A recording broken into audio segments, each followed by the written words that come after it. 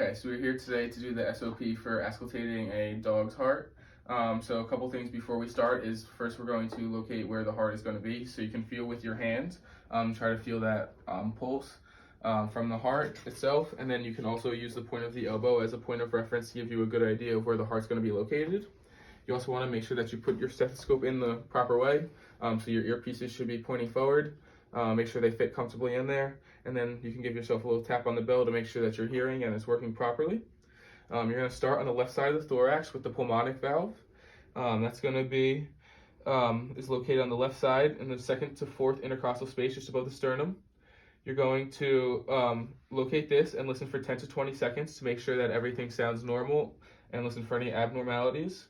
After that, you're going to slide caudo-dorsally and go to the aortic valve.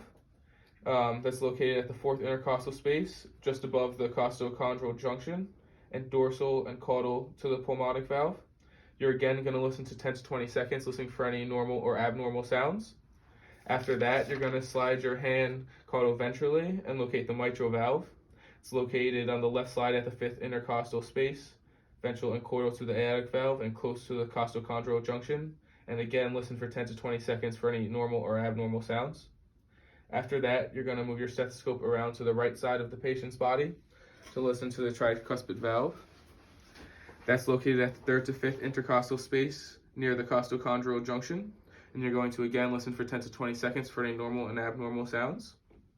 At that point, you want to auscultate the heart for a minimum of 15 seconds.